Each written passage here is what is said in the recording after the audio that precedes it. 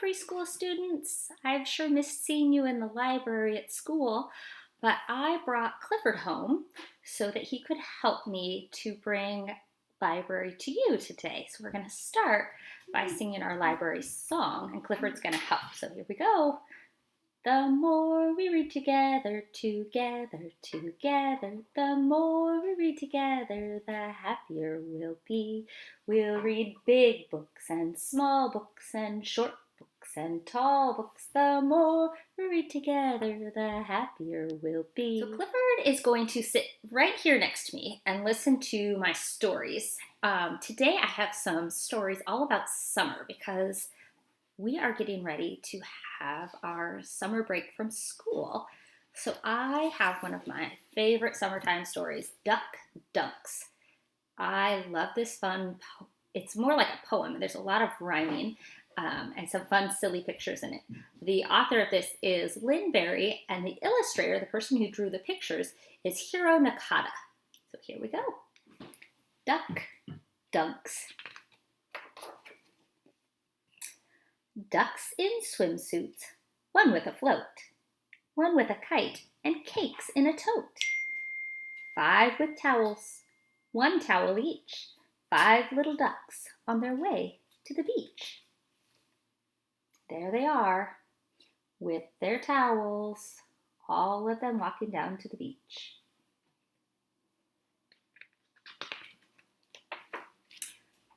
Five little ducklings, hand in hand, skip from the boardwalk into the sand. Into the sand and into the sun. 5 little ducks see surf and run. They're so excited to get to the beach. Ducks hit the shoreline. Ducks dive in. 5 little ducklings bob and spin. Bobbing, splashing, ducks swim out. Waves come crashing. 5 ducks shout. Look at them in the water there. Lots of fun. 1 duck gurgles. 2 ducks whirl. 3 ducks burble and 4 ducks swirl. 5 little ducks dunk under sea. Ducks paddle up now. Look at me.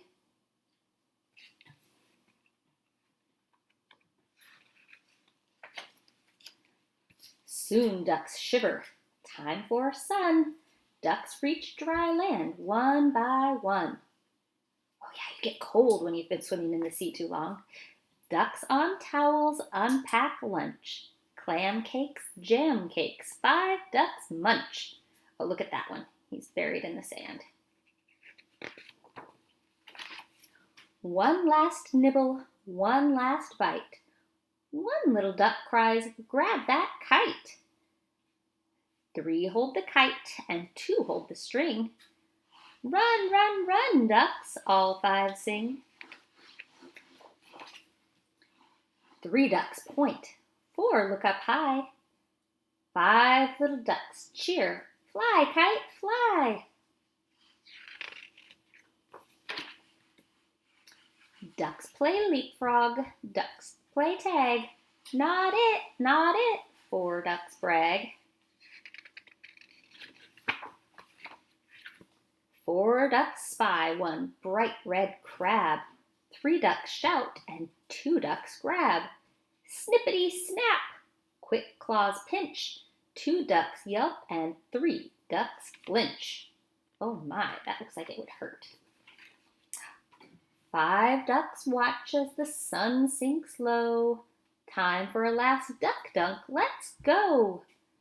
Ducks towel dry and brush off sand. Ducks waddle home now, hand in hand.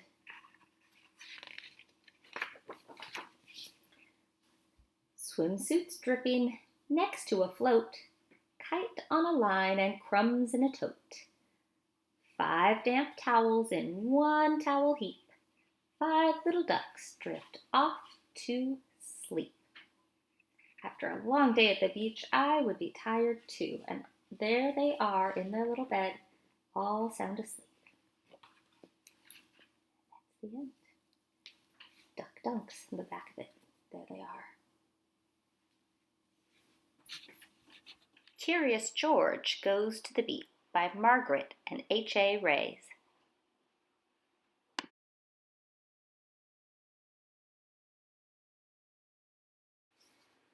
This is George. He lived with his friend, the man with the yellow hat. He was a good little monkey and always very curious. Today the man had a surprise for George. He took George to the beach. They found a spot on the warm sand, then another surprise. George saw his friend Betsy. "Look, Betsy," her grandmother said, "it's Curious George." But Betsy did not even smile. She had never been in the ocean before. She was scared. "I know you're a good swimmer," the man told her. "You'll be fine once you get in the water." Feeling better, Betsy walked toward the shore with her grandmother. George helped spread the beach blanket and set aside their lunch. He was looking forward to a picnic, but it was not yet time to eat. It was time to play. In no time, George was having fun. He learned a new game, he dug in the sand, and he made a new friend. Monkeys are good at making friends. When he took a break, George watched the lifeguard. The lifeguard sat in a special chair. Sometimes he blew a whistle. And sometimes he looked through binoculars. It looked like fun to be a lifeguard. George was curious. Could he be a lifeguard? Before long, the lifeguard took a break. Here was George's chance. Watching the crowd from up in the special chair, George felt just like a lifeguard. He looked through the binoculars. There was a lot to see at the beach. He saw seagulls flying high above, and he saw Betsy on the shore below. She still had not been in the water. Then the lifeguard saw George. "Hey!" he yelled. "That's no place for a monkey."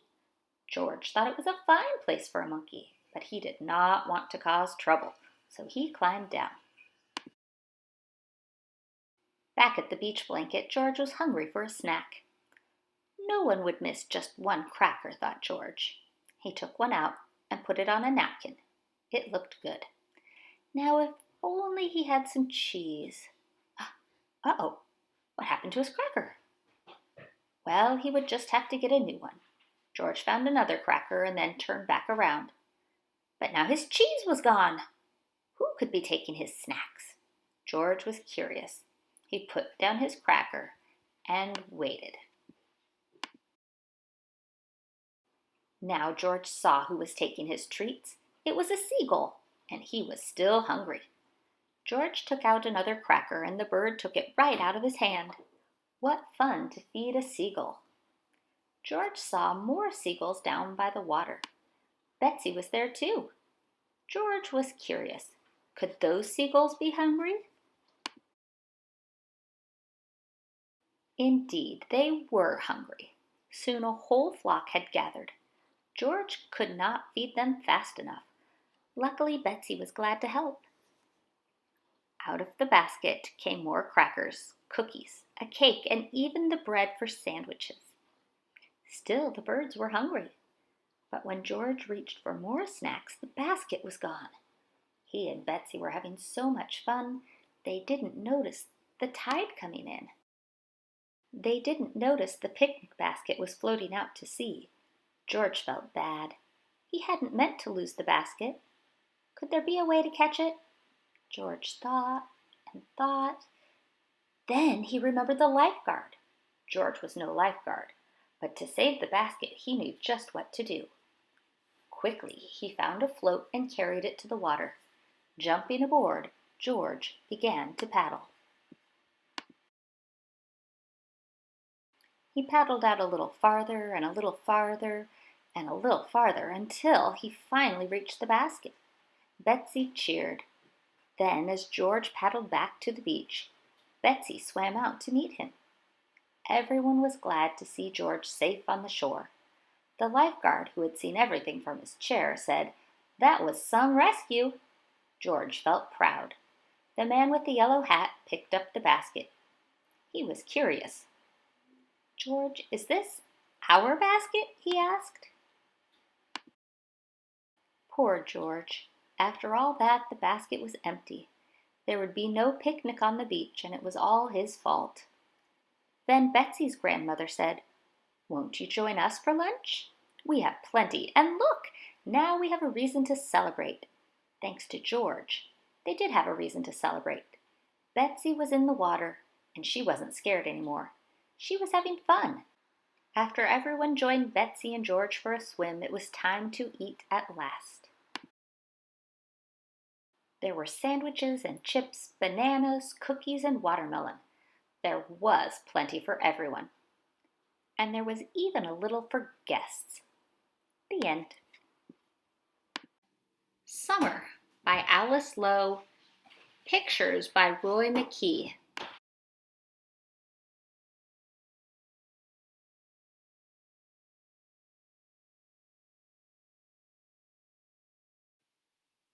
We like the things that summer brings. It brings the sun, it brings the heat, it brings the things we like to eat.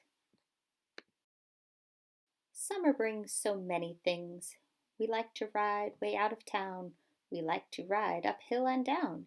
It feels so good when we go fast. We like to feel the breeze go past. We ride and ride about a mile, and then we stop and eat a while.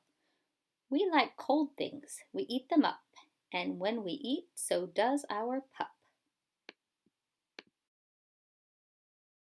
We like the things that summer brings. It brings us fireworks late at night, all red and yellow, blue and white. They go up high, they are such fun. Look, look, there goes another one.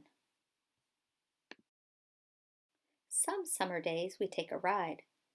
The car gets very hot inside, and when we sit in all that heat, we wish that we had used our feet. At last we are no longer hot. Cold water cools us off a lot. It cools us off down to our toes. Our pup is going to cool his nose. Summer brings so many things. Summer brings us rides on swings. We swing up high into the trees. We sing so fast we make a breeze.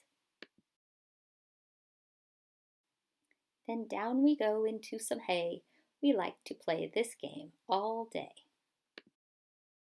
Summer brings us things with wings. We like to catch them with a net and see how many we can get. In summertime we say hello to all the fish way down below. They look at us, they seem to say, "What kind of fish have come our way?" A summer fair, a fair is fun. In summertime we go to one. Around, around, around we go. The ground is very far below.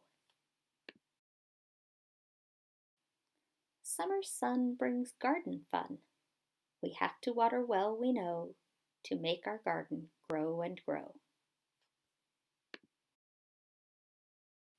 You water me and I water you, and that will make us grow fast too. Summer nights we cook and eat. Our pup is not so very neat. We like the things that summer brings. We like to fish with sticks and strings. We sit and sit, we wish and wish that we could catch just one small fish. Some days we catch one 10 feet long, and 10 feet fish are big and strong. They get away, they take our hook. We never take them home to cook. We like this way to spend a day. We make a sandhouse on the shore. We make some windows and a door. Then waves come up, they come up fast. Sometimes our sandhouse does not last. But there is lots of sand to dig to make another just as big. When we go out on summer nights, we see the fireflies with their lights. We catch them. They will give us light to find our way back home at night. We ask a farmer, "Will you stop and let us ride back home on top?" We let the fireflies go away, the moon is out, it lights our way. We hear the horse go clop, clop, clop, our pup goes fast asleep on top. We stay awake and think of things, the happy things that summer brings.